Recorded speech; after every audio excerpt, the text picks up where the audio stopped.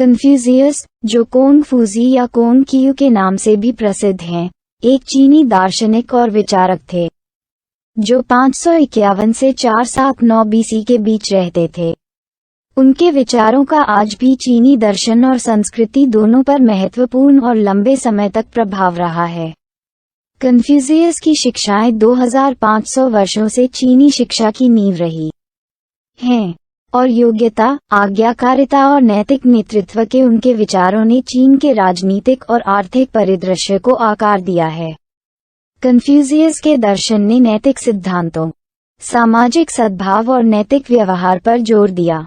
उन्होंने सोचा कि जब लोग नैतिकता, वफादारी और सम्मान को प्राथमिकता देने वाले मूल्यों की प्रणाली का पालन करेंगे तो समाज समृद्ध होगा। शायद सबसे महत्वपूर्ण रूप से कन्फ्यूशियस ने अनुष्ठान और शिष्टाचार की शक्ति, पारिवारिक वफादारी, पूर्वजों अर्थात पितृ देवता की पूजा तथा उत्सव और सामाजिक और व्यक्तिगत नैतिकता के महत्व पर जोर दिया। कन्फ्यूशियस की मृत्यु के लगभग 2500 साल बाद भी ये संहिताएं और नैतिकताएं आज भी चीनी और पूर्वी एशियाई शासन और पारिवारिक संबंधों को प्रभावित करती हैं। यहाँ कन्फ्यूशियस के बारे में 10 तथ्य दिए गए हैं। 1. कन्फ्यूशियस एक लालायित पुत्र था। कन्फ्यूशियस के पिता कोंग हे 60 वर्ष के थे। अपनी पहली पत्नी से 9 बेटियां पैदा करने के बाद एक स्वस्थ पुरुष उत्तराधिकारी के पिता बनने की आशा में उन्होंने पड़ोसी यान परिवार की 17 वर्षीय लड़की यान झेंगजई से शादी की। उनकी कोई भी बेटी अपने पिता की शादी से खुश नहीं थी क्योंकि वह बूढ़े थे। उन्होंने यह फैसला अपने पिता पर छोड़ दिया था कि उन्हें किससे शादी करनी है। शादी के बाद दंपति इस उम्मीद में एक स्थानीय पवित्र पर्वत पर चले गए कि ऐसा प्रतिष्ठित और आध्यात्मिक स्थान उन्हें गर्भधारण करने में मदद करेगा, और अंततः 551 बीसी में कन्फ्यूशियस का जन्म हुआ। 2. उनका जन्म एक मूल कहानी का विषय है। एक लोकप्रिय कहानी में कहा गया है कि कन्फ्यूशियस की मां, जब गर्भवती थी, एक किलिन, एक अजीब पौराणिक प्राणी, जिसका सिर अजगर का, शल्क सांप का और शरीर हिरण का था, उससे मिलने आए। कहानी के अनुसार किलिन ने भविष्यवाणी की थी कि बच्चे का भविष्य एक ऋषि के रूप में महान होगा। 3. उनकी शिक्षाएं एक पवित्र ग्रंथ का निर्माण करती हैं जिसे एनालिक्स के नाम से जाना जाता है। एक युवा व्यक्ति के रूप में कन्फ्यूशियस ने एक स्कूल खोला जहां अंततः एक दार्शनिक के रूप में उनकी प्रतिष्ठा का जन्म हुआ। स्कूल ने लगभग 3000 छात्रों को आकर्षित किया, लेकिन शैक्षणिक प्रशिक्षण नहीं दिया, बल्कि स्कूली शिक्षा को जीवन के एक तरीके के रूप में पढ़ाया। समय के साथ उनकी शिक्षाएं चीन के सबसे पवित्र ग्रंथों में से एक, एनालिक्स का आधार बनी। कुछ लोगों द्वारा चीनी बाइबल के रूप में देखी जाने वाली एनालिक्स सहस्राब्दियों से चीन में सबसे अधिक पढ़ी जाने वाली पुस्तकों में से एक रही है। कन्फ्यूशियस के सबसे महत्वपूर्ण विचारों और कथनों का संग्रह। इसे मूल रूप से उनके शिष्यों द्वारा नाजुक बांस की छड़ियों पर संकलित किया गया था। 4. उनका मानना था कि पारंपरिक रीति रिवाज शांति की कुंजी हैं। कन्फ्यूशियस ने ऐसे समय जन्म लिया जबकि चीन की शक्ति बिखर गई थी और उस समय कमजोर झोउ राजवंश का आधिपत्य था। झोउ राजवंश के दौर में कन्फ्यूशियस के दार्शनिक विचारों के साथ ही उनके राजनीतिक और नैतिक विचारों ने चीन के लोगों पर अच्छा खासा प्रभाव डाला। इसी के चलते उन्होंने कुछ वक्त राजनीति में भी गुजारा। कन्फ्यूशियस चीन के झोउ राजवंश 1027 से 256 ईसा पूर्व के दौरान रहते थे, जिसने ईसा पूर्व 5वीं और 6ठी शताब्दी तक अपनी अधिकांश शक्ति खो दी थी, जिसके कारण चीन युद्धर जनजातियों, राज्यों और गुटों में विभाजित हो गया था। अपनी उथल पुथल भरी उम्र का समाधान खोजने के लिए बेताब कन्फ्यूशियस ने अपने समय से 600 साल पहले की ओर देखा। उन्होंने उन्हें एक स्वर्ण युग के रूप में देखा, जब शासक अपने लोगों पर सदाचार और करुणा के साथ शासन करते थे। कन्फ्यूशियस का मानना था कि अनुष्ठान और समारोह के महत्व को बताने वाले पुराने ग्रंथ शांति और नैतिकता के लिए एक रूपरेखा तैयार कर सकते हैं। उन्होंने लोगों को अपने कौशल को युद्ध से दूर सद्भाव और शांति को बढ़ावा देने आक्रामकता के बजाय सौंदर्यवाद, सद्भाव और लालित्य की संस्कृति बनाने के लिए निर्देशित करने के लिए प्रोत्साहित किया। 5. उन्होंने कर्मकांड के महत्व पर जोर दिया। कन्फ्यूशियस कर्मकांड की शक्ति में विश्वास करते थे। उन्होंने इस बात पर जोर दिया कि अनुष्ठान और नियम, दूसरों का अभिवादन करते समय हाथ मिलाने से लेकर युवा और वृद्ध, या शिक्षक और छात्र, या पति और पत्नी के बीच के रिश्ते, रोजमर्रा के समाज में सद्भाव पैदा कर सकते हैं। उनका मानना था कि सम्मान और दयालुता प्रदर्शित करने और शिष्टाचार के अनुष्ठानों का पालन करने का ये दर्शन नागरिकों के बीच अधिक मित्रता में योगदान देगा। 6. उन्होंने अपार राजनीतिक सफलता हासिल की। अपने गृह राज्य लू में 50 वर्ष की आयु में कन्फ्यूशियस ने स्थानीय राजनीति में प्रवेश किया और अपराध मंत्री बने, जहां उन्होंने अपने राज्य की किस्मत बदल दी। उन्होंने राज्य के शिष्टाचार और औपचारिकताओं के लिए मौलिक नियमों और दिशानिर्देशों का एक सेट स्थापित किया। साथ ही लोगों को उनकी उम्र के अनुसार और इस बात पर निर्भर करते हुए काम सौंपा कि वे कितने कमजोर या मजबूत हैं। 7. उनके अनुयायी समाज के सभी हिस्सों से थे, जो अपने सदाचारी चरित्र में एकजुट थे। कन्फ्यूशियस के साथ यात्रा करने वाले उनके आधा दर्जन शिष्य समाज के हर हिस्से से थे, व्यापारियों से लेकर गरीब पशुपालक और यहाँ तक कि योद्धा भी।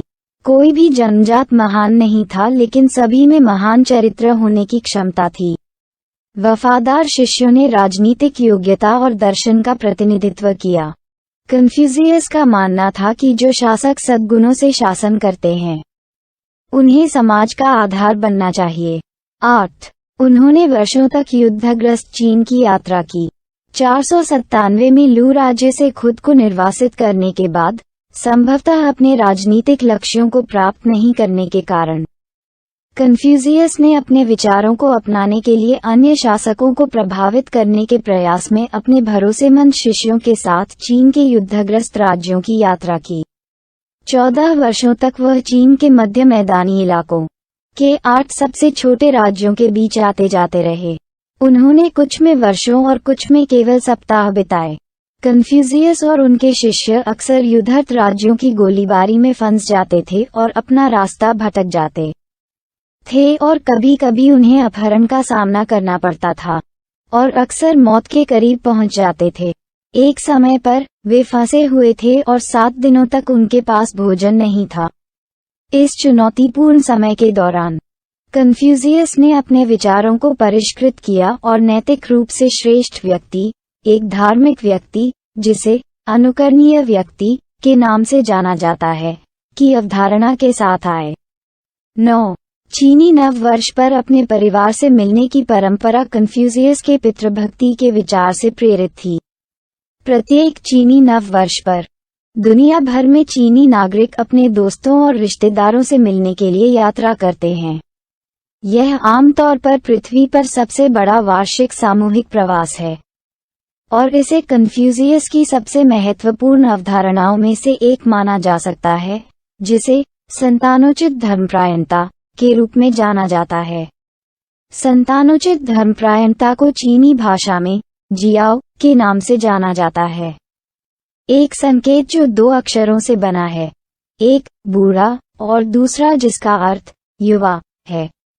यह अवधारणा दर्शाती है कि युवाओं को अपने माता पिता, बड़ों और पूर्वजों के प्रति उचित प्रेम और सम्मान दिखाना चाहिए। 10. उन्होंने राजनीतिक महत्वाकांक्षा वाले युवाओं के लिए एक स्कूल की स्थापना की। 68 वर्ष की आयु में और वर्षों तक चीन भर में यात्रा करने के बाद विभिन्न राज्यों के शासकों को अपने विचारों को अपनाने के लिए प्रेरित करने के बाद, कन्फ्यूशियस ने राजनीति छोड़ दी और अपनी मातृभूमि में लौट आए। उन्होंने एक स्कूल की स्थापना की जहां युवा लोग लेखन, सुलेख, गणित, संगीत, सारथी और तीरंदाजी सहित उनकी शिक्षाओं के बारे में सीख सकते थे। युवा चीनी पुरुषों की एक नई पीढ़ी को प्रशिक्षित करने में मदद करने के लिए कन्फ्यूशियस के शिष्यों ने स्कूल में कई पदों पर काम किया, जिससे उन छात्रों को आकर्षित किया गया जिनकी शाही सरकार में शामिल होने की महत्वाकांक्षा थी। स्कूल में शाही परीक्षाएं कठोर थीं, जिनमें उत्तीर्ण होने की दर केवल 1 से 2% थी। चूंकि पास होने का मतलब गवर्नर के रूप में महान विशेषाधिकार और सौभाग्य था, कई छात्रों ने विभिन्न तरीकों से धोखा देने की कोशिश की। चीनी समाज पर उनका प्रभाव बहुत बड़ा रहा है, क्योंकि कन्फ्यूशियवाद देश के प्रमुख नैतिक और सामाजिक सिद्धांत के रूप में उभरा और सदियों से चीनी शिक्षा, राजनीति और संस्कृति को आकार दिया। दरअसल कन्फ्यूशियस एक सुधारक थे, वे अपने देश को एक नई दिशा और दशा में देखना चाहते थे। गौतम बुद्ध, लाओ त्सु और कन्फ्यूशियस के विचारों के प्रभाव के आधार पर ही चीन का निर्माण हुआ, जो बाद में कम्युनिस्ट विचारधारा में ढलकर चीन की प्राचीन परंपरा को तहस-नहस कर दिया। कन्फ्यूशियस की बातों को कई लोगों ने संग्रहित किया है। उनके पौत्र तजे सजे द्वारा लिखित औसत का सिद्धांत, अंग्रेजी अनुवाद डॉक्ट्रिन ऑफ द मीन, और उसके शिष्य सोंग सिन द्वारा लिखित महान शिक्षा, अंग्रेजी अनुवाद द ग्रेट लर्निंग नामक पुस्तकों में तत्संबंधी समस्त सूचनाएं हैं।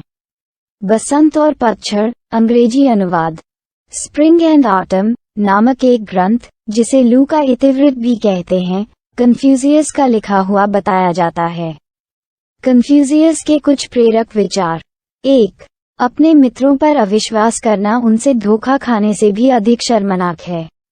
2. इससे कोई फर्क नहीं पड़ता कि आप कितनी धीमी गति से चलते हैं जब तक आप रुकते नहीं हैं। 3. उन्हें बार बार बदलना पड़ेगा, जो सुख या ज्ञान में स्थिर रहना चाहते हैं। 4. उस व्यक्ति को कभी तलवार न दें जो नृत्य नहीं कर सकता। 5. एक दमनकारी सरकार से बाघ से भी ज्यादा डरने की जरूरत है। 6. जब एक युवा घर पर हो तो उसे संतानोचित व्यवहार करना चाहिए, और जब विदेश में हो तो उसे अपने बड़ों का सम्मान करना चाहिए।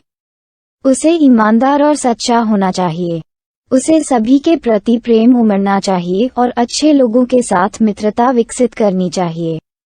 इन चीजों के प्रदर्शन के बाद जब उसके पास समय और अवसर हो तो उन्हें विनम्र अध्ययन में नियोजित करना चाहिए। 7. एक सज्जन व्यक्ति को शर्मिंदा होना पड़ेगा यदि उसके कार्य उसके शब्दों से मेल नहीं खाते। 8. एक अच्छी तरह से शासित देश में गरीबी शर्म की बात है, और एक बुरी तरह से शासित देश में धन शर्म की बात है। 9. कृपया कल्याण मित्र बनाएं, कभी भी ऐसे आदमी से दोस्ती न करें जो किसी न किसी मामले में आपसे बेहतर न हो। 10. किसी राष्ट्र की ताकत उसके घर की एकजुटता से होती है, न कि भेदभाव या विभाजन से। 11. केवल सबसे मूर्ख व्यक्ति ही कभी नहीं बदलते। 12. जब क्रोध बढ़े तो परिणाम के बारे में सोचें। 13. जहां कहीं आप जाएं, पूरे दिल से जाएं।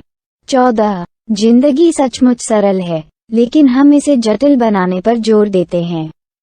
15. मनुष्य जितना अधिक अच्छे विचारों पर ध्यान देगा उतना ही उसका और समस्त संसार का कल्याण होगा। 16. जीवन की अपेक्षाएं परिश्रम पर निर्भर हैं। जो मैकेनिक अपना काम सही करेगा उसे पहले अपने औजारों को तेज करना होगा। 17. जो आप स्वयं नहीं चाहते उसे दूसरों पर न थोपें, और जो आप स्वयं चाहते हैं उसे भी दूसरों पर न थोपें। 18. जो सही है उसका सामना करते हुए उसे अधूरा छोड़ देना साहस की कमी को दर्शाता है। 19. दुष्टों को देखने और सुनने से ही दुष्टता की शुरुआत हो जाती है। 20. दोष वाले कंकड़ से बेहतर दोष वाला हीरा है। 21. नफरत करना आसान है और प्यार करना मुश्किल। चीजों की पूरी योजना इसी तरह काम करती है। सभी अच्छी चीजें हासिल करना कठिन है, और बुरी चीजें पाना बहुत आसान है। 22. बिना सोचे समझे सीखना श्रम खोना है। बिना सीखे विचार खतरनाक है। 23. बुद्धि, करुणा और साहस मनुष्य के 3 सार्वभौमिक रूप से मान्यता प्राप्त नैतिक गुण हैं। 24. मैंने सुना और मैंने भुला दिया। मैंने देखा और मुझे याद है।